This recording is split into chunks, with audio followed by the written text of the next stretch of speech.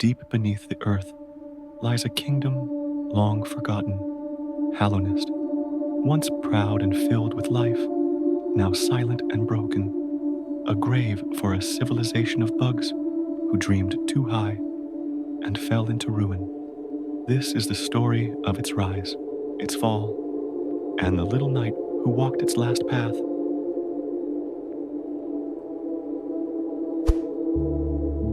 Long ago, the land was ruled by nothing but instinct.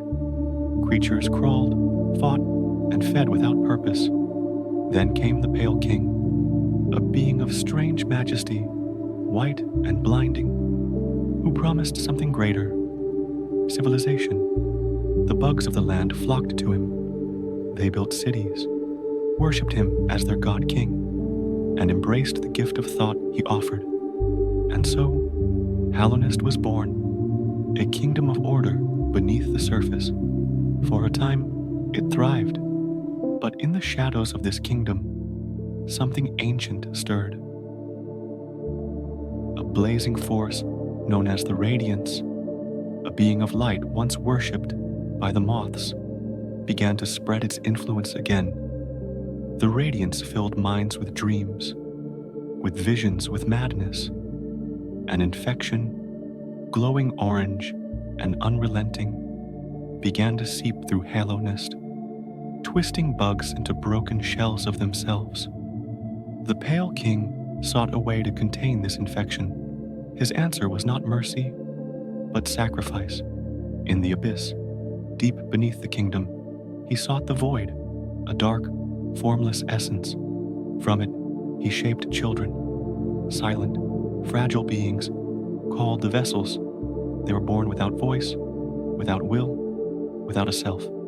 Perfect cages, he thought, to trap the radiance inside. Thousands were cast into the abyss. Many perished, but one was chosen, the Hollow Knight, the pure vessel. The Hollow Knight was sealed inside the Black Egg Temple, locking the radiance away, and with it, the infection. The kingdom was saved, for a time. But perfection is a fragile lie. The Hollow Knight was not empty. Faint bonds of love and kinship lingered in its heart. The seal weakened. The radiance stirred once more, and the infection returned. Hallownest fell into silence. Its cities crumbled, its people driven mad or left as husks. Three great dreamers, Monomon the teacher, Lurian the watcher, and Hera the beast, sacrificed themselves to keep the Hollow Knight's prison closed. But even their eternal sleep could not hold back the spreading corruption. And so the kingdom rotted, a tomb with no future. Then came the night, small, nameless, and silent, a wanderer from beyond the ruined land, born too of the abyss, another vessel left behind, yet alive. The knight descended into Hallownest, blade in hand, searching for truth, though whether by fate, instinct, or will, no one could say. What they found was a world still breathing in fragments, broken guardians, fading memories, whispers of glory long past. The knight fought through caverns, fungal wastes, crystal peaks, and ancient cities. They faced the remnants of Hallownest's greatest warriors and the twisted forms of those the infection had consumed. Piece by piece, the truth of the kingdom came to light. The knight learned of the Hollow Knight, their sibling, chained in eternal torment. They learned of the dreamers, whose sleep maintained the seal, and they learned of the radiance, the true source of the infection, burning still in the void of dreams. The path forward was clear, though heavy with sacrifice. The knight had to end the dreamer's slumber, one by one, shattering the chains that bound the Black Egg Temple. Only then could they confront what lay inside. At last, the knight entered the Black Egg Temple. There, bound and broken, stood the Hollow Knight, once the kingdom's savior, now consumed by the very plague it was meant to contain. The battle was both brutal and tragic. The Hollow Knight, in moments of clarity, tried to aid the night by striking itself, begging for release. But the radiance still lingered, burning from within. Here the tale of Hallownest splits into endings, each shaped by what the night discovered.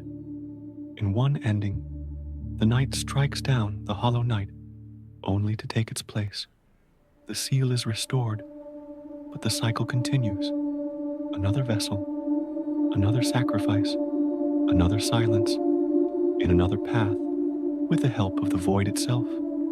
The night confronts the radiance directly, a battle of light and shadow, where the night becomes a vessel, not just for sacrifice, but for victory. The radiance is dragged into the abyss, smothered by the void. At last, the infection is broken, and yet, even in triumph, the night is gone, consumed by the role it was born for.